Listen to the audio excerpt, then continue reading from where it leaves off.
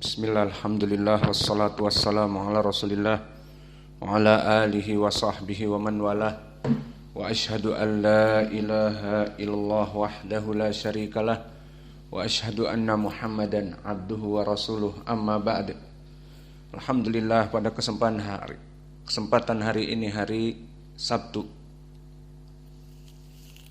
tanggal 10 Agustus 2024, kita lanjutkan kajian di Fakultas Kesehatan dari Ilmu Refleksologi dan Bekam, yang mana ini adalah pelajaran ekstrakurikuler untuk para santri.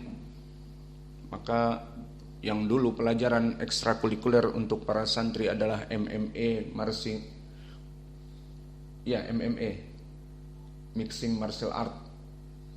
Namun kita tiadakan karena murid-murid jadi beringas, sesama mereka kelahi dan mukulin anak-anak kita. Maka kita, apa faedahnya ngajarin mereka jadi beringas? Mendingan ngajarin ilmu seperti ini, biar mereka mendapatkan kail ikan untuk bisa membuka klinik, membantu kehidupan mereka di masa depan di saat mereka menjadi dai. Maka kita masuk kepada bab yang kelima, amradul jihaz al-hadmi, penyakit-penyakit yang berhubung dengan al-jihaz al-hadmi, maknanya sistem pencernaan. Di bahasa kedokterannya digestive system, sistem pencernaan. Maka dari penyakit-penyakit yang akan kita bahas adalah fathus syahiyah, membuka nafsu makan. Maka seseorang yang tidak selera makan dan tidak nafsu makan, maka itu adalah suatu dari keburukan dan penyakit. Dan penyakit ini banyak penyebabnya, di antaranya seperti panas dalam, dan juga di antaranya sistem dari pencernaan yang buruk, undigestive. Dan begitupun yang kedua, halatul imsak, constipation, di mana seseorang tidak bisa buang air, BAB. Maka BAB jika tidak bisa buang, Allahul musta'an, dia bagaikan batu. Kalian melahirkan di WC bagaikan ada bidan. Maka kalian mengejen dan mengejen, 1, 2, 3, 1, 2, 3, susah. Maka ini constipation dari penyakit digestive system, sistem dari pencernaan juga. Dan yang ketiga, intifah. Intifah adalah perut kembung, masuk angin. Dan kebalikannya dari imsak adalah ishal, maknanya diare, berulang-ulang masuk ke WC untuk BAB. Dan juga yang akan kita masuki juga typhoid, atau dinamakan dengan huma anamsiyah. Typhoid ini bahasa Indonesianya tipes, yang mana dikarenakan usus 12 jari dan usus halus, biasanya usus halus, baik ileumnya ataupun duodenalnya, sistem 12 jarinya, usus 12 jarinya, ini yang terkena bakteria namanya Salmonella typhosa.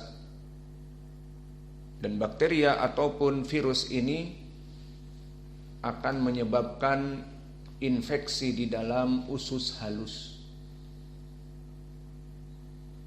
Dan begitupun dari penyakit bagian dalam ataupun digestive system, sistem pencernaan, iltihabat az-zaidah ad-dudiyah, infeksi pada ad-dudah az-zaidiyah, maknanya adalah usus buntu.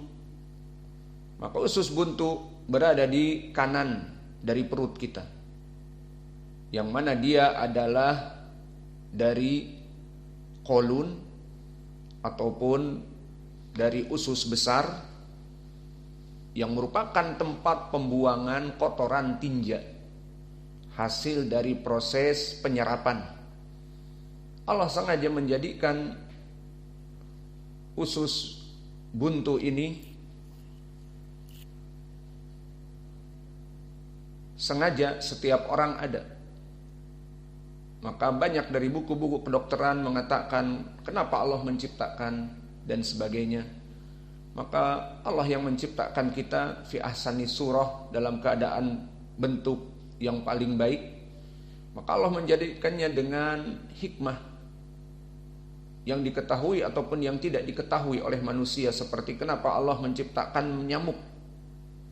Dia fungsinya bising, seperti itu di saat tidur. Kemudian menggigit dan gatal, dan bahkan bisa sakit pas digigit oleh diabetes, diepsi. Maka dia akan penyakit demam berdarah. Lalu apa Allah menciptakan fungsinya?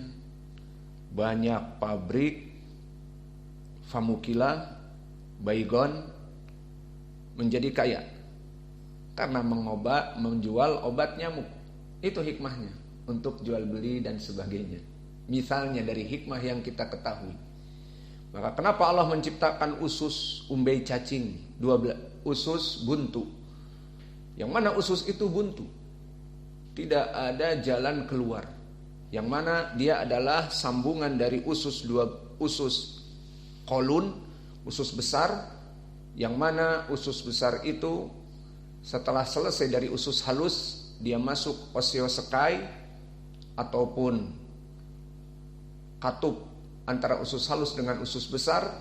Maka mulailah di situ ada usus buntu, yang mana jika terjadi makanan masuk kepada usus tersebut dan tidak bisa terbuang kepada kolon menjadi feses, maka dia bisa menjadi iltihab ataupun peradangan, dan akhirnya usus ini yang buntu meradang. Kalau sudah meradang besar, kebanyakan dokter ahli bedah agar dia juga hikmahnya untuk rezeki dari tukang dokter ahli bedah, langsung dieksekusi operasi 7 juta, 10 juta untuk diambil itu tadi, seperti umbai cacing tadi. Karena sudah membengkak, bernanah, diketahui dengan ultrasonografi dan pemeriksaan yang lainnya, maka sudah bernanah, udah operasi dapat 10 juta. Itulah diantaranya dari hikmah yang wadihah, kenapa Allah menciptakan umbai cacing, untuk agar para dokter bisa mengeksekutor para pasiennya harus dioperasi.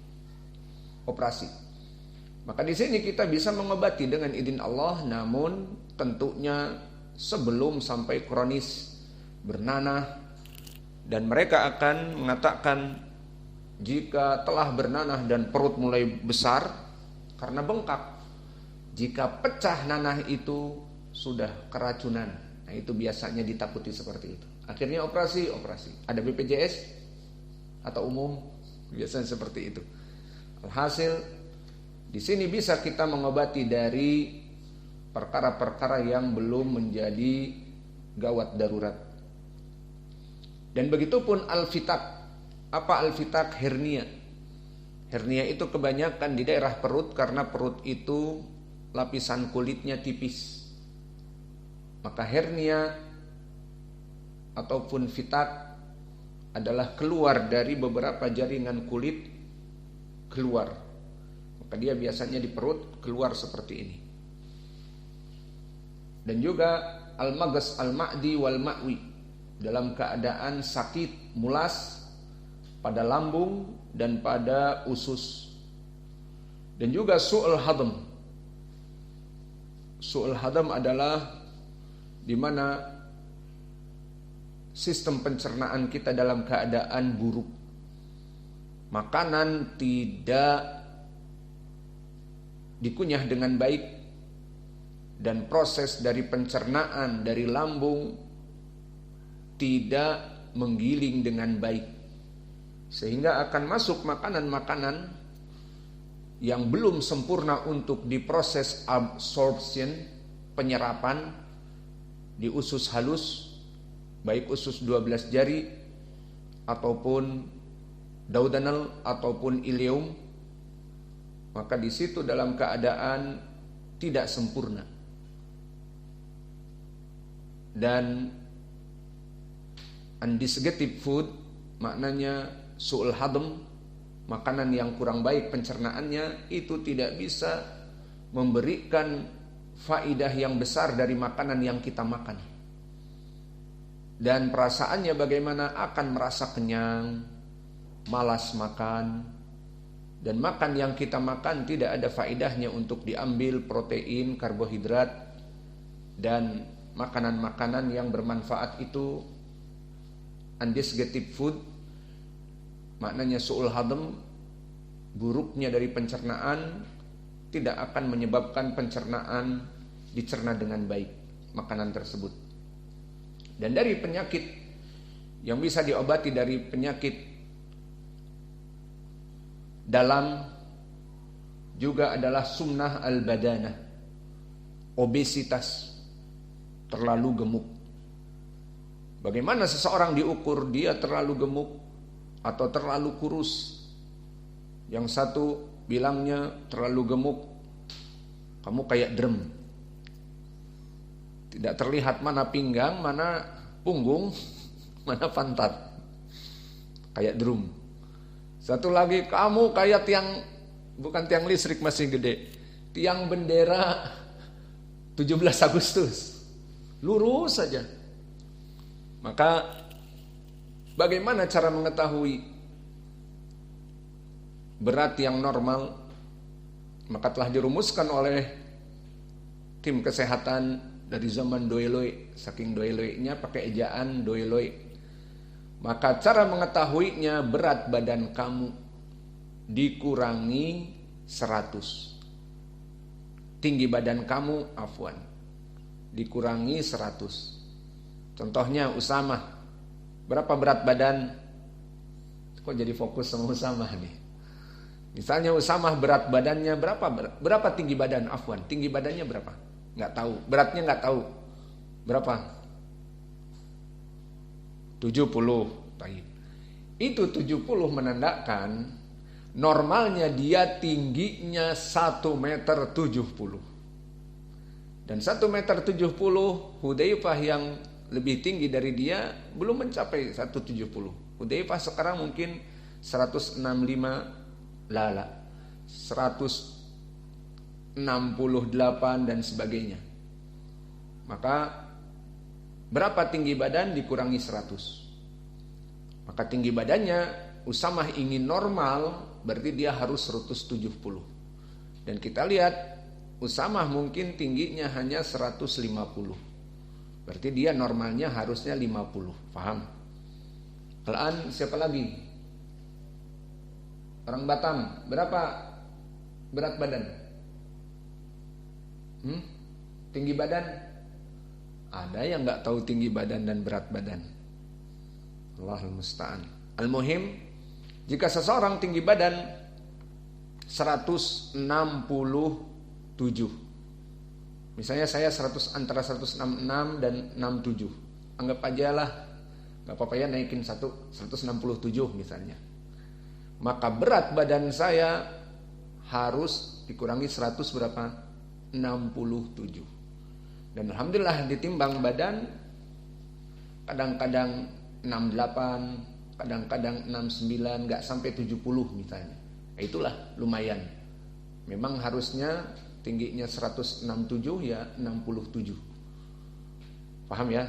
Nah dari sini kita mengetahui seseorang berat badannya berapa? 150.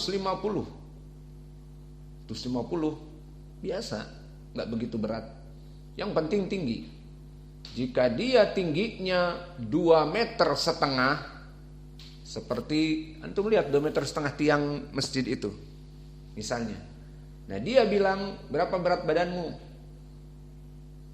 150. Ya mending lah, kan tingginya nanti dihitung, dikurangi 100 misalnya. Namun jika seorang seperti kita, orang-orang Indonesia yang paling banter panjangnya 170-an, maka dia dikurangi 100, berat badannya sekitar 70. Maka orang-orang yang kebanyakan dia itu 90-an, 100, 95, maka itu dinamakan obesitas. Jika tingginya hanya sekedar 170 ke bawah. Dan kita rata-rata seperti itu. Maka orang-orang yang jadi tentara dan polisi misalnya, mereka mencari yang tingginya 170, memang jarang. Dilihat memang mereka tinggi. Atau pemain basketball dicari yang 185 sampai 190 bahkan 200. Maka mereka akan panjang sendiri, tinggi sendiri. Nah di situ nanti berat badannya dikurangi 100, itu yang normal.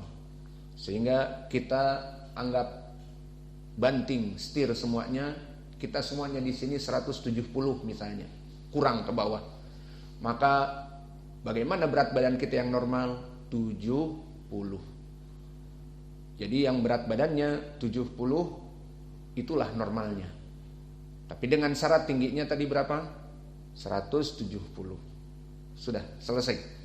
Maka di sini obesitas, terlalu banyak lemak di dalam badan. Maka di sini sangat berbahaya. Dia akan complication, menyebabkan penyakit-penyakit yang lain.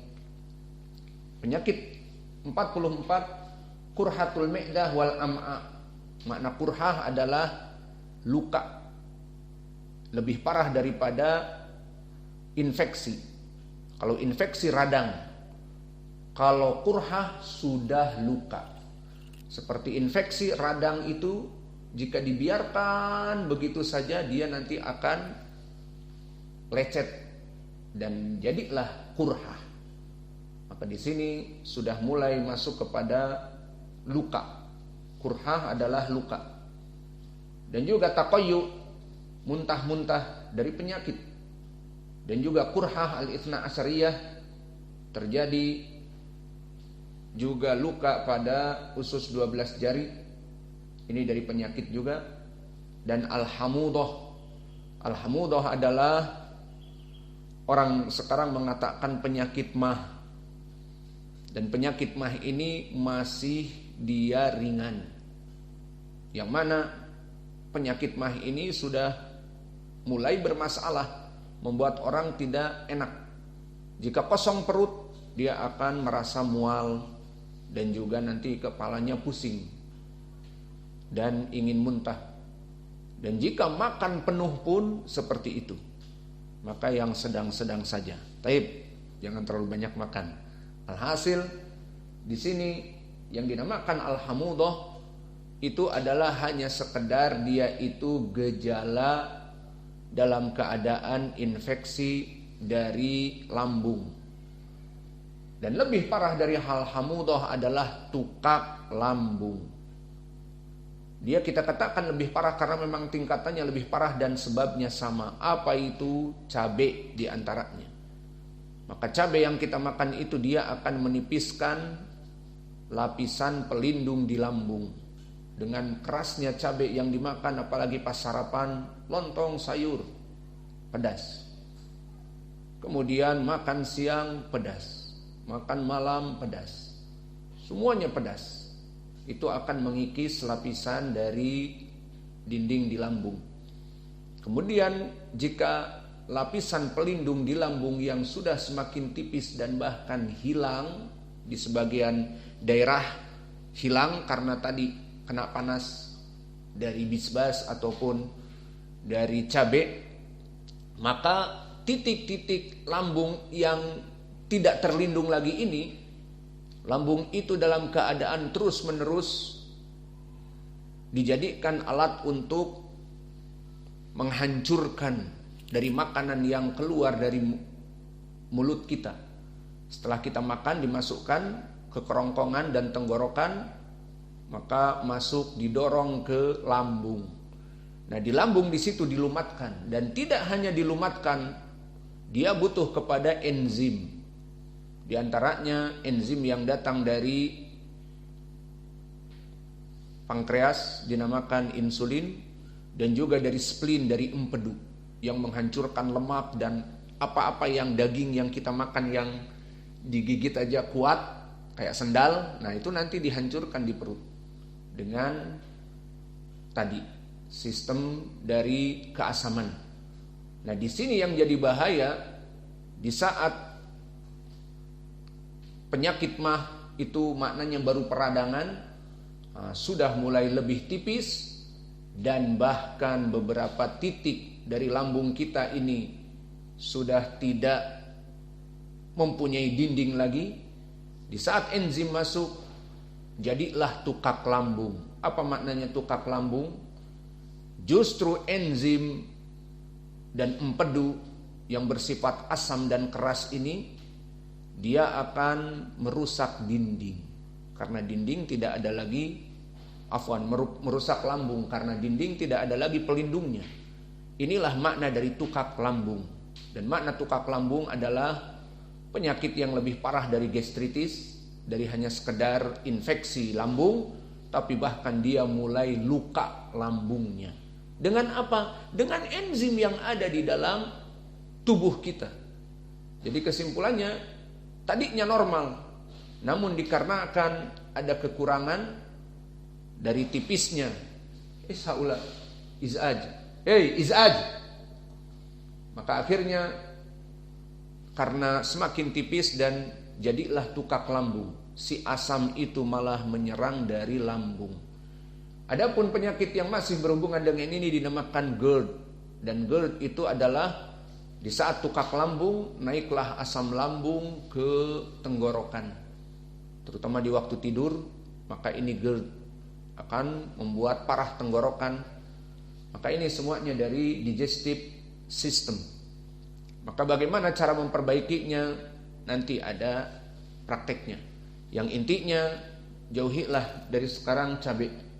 Maka cabai itu merusak di saat kita makan, dan maaf, merusak juga di bawah. Kita punya waktu di Yaman teman-teman yang memang dari orang Sunda asli, bangga dengan suka cabai dan lalapan. Akhirnya mereka yang mengadu ke kita, jangan belajar ente kayak kita lah, makan pedas.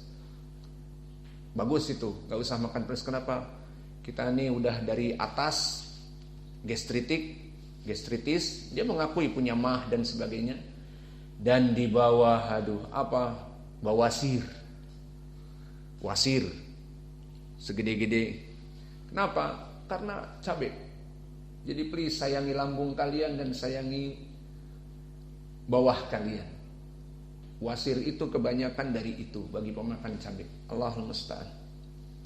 Kemudian penyakit yang ke-48, as-sukari, penyakit gula darah tinggi, yang istilahnya dikenal dengan diabetes mellitus. Kenapa penyakit ini? Penyakit ini dikarenakan pankreas tidak mengeluarkan hormon insulin dengan ideal yang dibutuhkan oleh tubuh. Maka gambarannya, seseorang yang normal dia minum sekarang asir, jus dengan gula kosbus sukar, gula dari dapur yang ada yang merusak. Maka diminum, masuklah ke tubuh misalnya 5 mg dari gula dapur. Nah, gula ini larut setelah diproses pencernaan ke darah. Jadi darah bersama gula. Berbahaya atau tidak? Kalau hanya sekedar itu tidak berbahaya, bagus. Maka masuk kepada darah. Di saat di darah itu dikeluarkanlah pankreas, dikeluarkanlah insulin oleh pankreas. Hormon ini berfungsi bagaikan polisi menangkap gula-gula darah yang ada di darah. Dan setiap satu polisi menangkap satu gula. Satu insulin menangkap satu gula misalnya. Maka jika 20 mili, misalnya butuh 20 mili juga dari hormon insulin. Sehingga gula itu yang ada di dalam tubuh bisa dibawa oleh insulin kemana? Ke hati.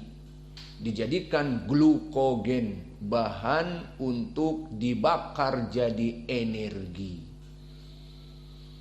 Jadi kalian bisa main bola, kalian bisa berpikir, kalian bisa berjalan, kalian bisa bla bla bla. Dari mana? Di antaranya dari gula darah yang diikat oleh insulin, disimpan di hati menjadi glukogen, kemudian dipecah menjadi energi. Orang-orang yang kena penyakit diabetes mellitus atau gula darah tinggi, maka Allah memberikan insulin yang keluar dari pankreas.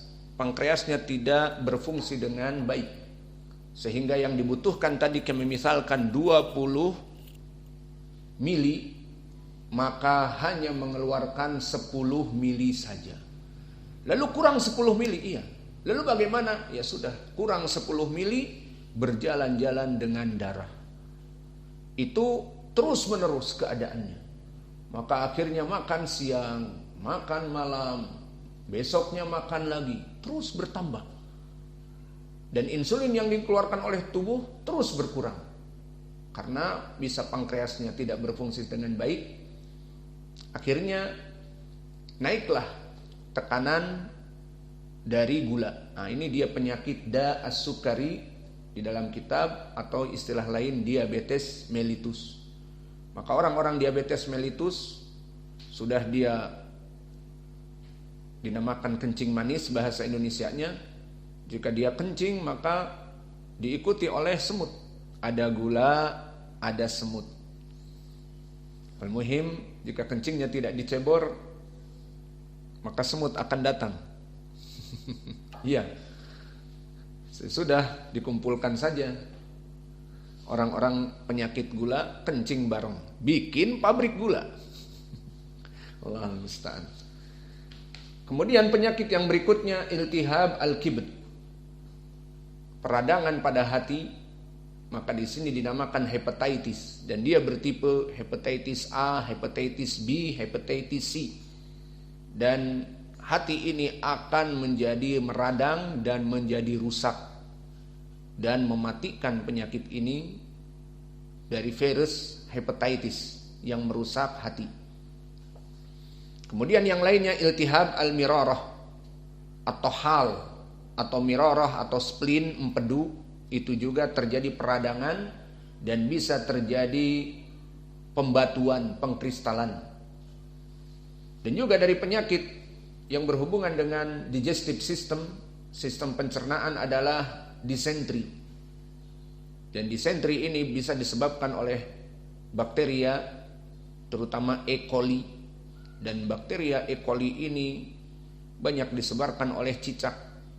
Maka yang di rumahnya banyak cicak, terutama di dapur, dibunuhlah cicak-cicak itu. Dia akan menjilat-jilat dari makanan, ada bekas nasi goreng, disimpan malam untuk si Hudzaifah sarapan. Si cicak itu berguling-guling di sana. Pas dimakan besok paginya sudah banyak bakteria E. coli dan sebagainya, membuat mulas, disentri. Dan begitu pun kolera sama. Dan begitu pun bau mulut. Maka bau naga juga dari lambung yang buruk. Ada dua penyebab bau mulut, atau banyak. Pertama, berhubungan dengan mulut. Maka berkumur-kumurlah dengan Listerine. Jadi iklan. Al-muhim, semua bau mulut, gosok gigi, kumur-kumur dengan alat-alat kumur yang modern, membunuh bakteria di dalam mulut, di dalam lidah, di dalam gigi-gigi yang keropos, gerowong, bau itu semuanya. Mudah. Yang jadi masalah di saat ada yang bau mulut, kita katakan, mulut kamu bau, barusan gosok gigi. Ini yang jadi masalah. Jadi dia gosok gigi terus, tapi tetap bau naga. Kenapa? Lambung. Jadi orang-orang yang terkena lambung, mulutnya itu bau, berbicara dengan orang bau. Ini dari rawaih fil fam, dikarenakan dari lambung. Maka sayangilah lambung-lambung kalian dengan mengurangi cabai. Maka ini dari penyakit yang bisa kita jelaskan. Lalu bagaimana pengobatannya? Sama. Pengobatan yang paling penting dari titik-titik ini, dari digestive system, prakteknya yang pertama solar plexus. Dan ini sangat penting solar plexus, terutama dia berada di bawah diafragma. Dia akan memberikan simpul-simpul sebelum dipijit titik-titik yang lain. Kemudian dipijitlah titik adrenalin juga. Kemudian setelah titik adrenalin barulah titik yang penting-penting seperti titik 16, 15, 17, yang mana itu merupakan usus 12 jari dan juga lambung dan juga pankreas. Maka 15, 16, 17 ini perkara-perkara yang sangat penting. Kemudian dipijit juga dari sistem digestive system adalah berhubungan dengan tadi hati. Maka titik nomor hati, dan hati hanya ada di bagian kanan. Ada bagian tubuh yang dia itu hanya di kaki satu saja, seperti hati di bagian kanan dan jantung di bagian kiri. Dan begitupun dari titik-titik yang paling penting sistem pencernaan seperti usus 12 jari dan juga usus halus dan usus besar, kolon, yang mana kolon ini usus besar terbagi menjadi 3. Am'a al-ghalidah yang ascendens dan transversus yang mendatar, dan descendens yang turun. Dan juga iseosekai nomor 27 dan juga 24 ataupun 25 ataupun 26, semua titik-titik ini harus lewat.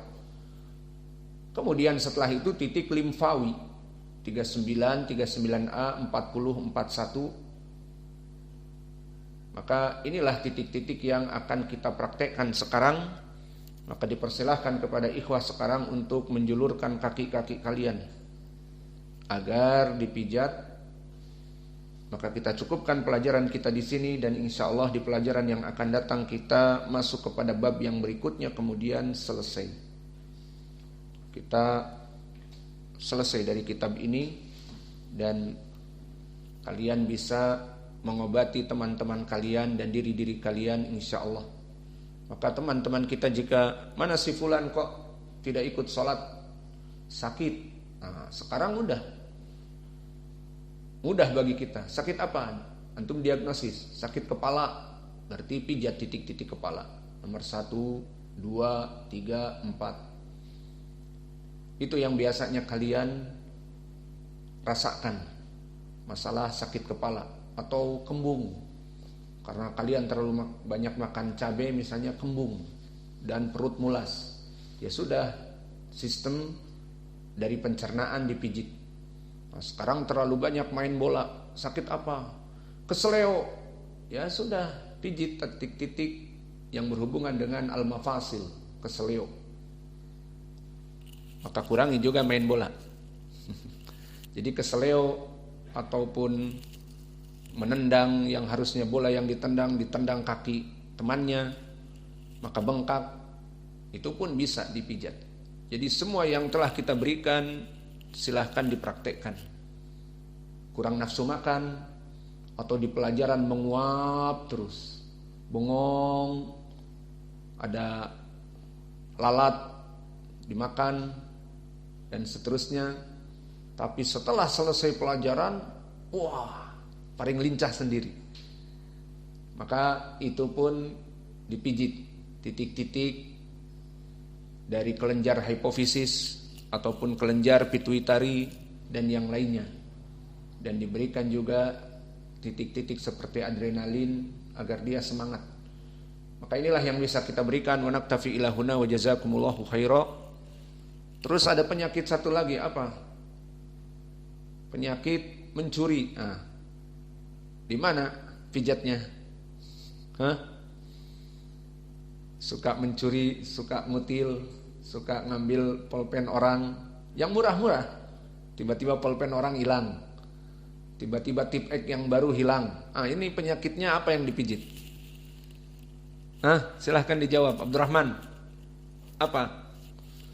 Jawabnya dipijitnya di polsek, gitu aja. Siapa yang mijit terserah. Dibawa ke polsek, nanti dipijit sama yang ada di polsek. Wa naktafi ila huna.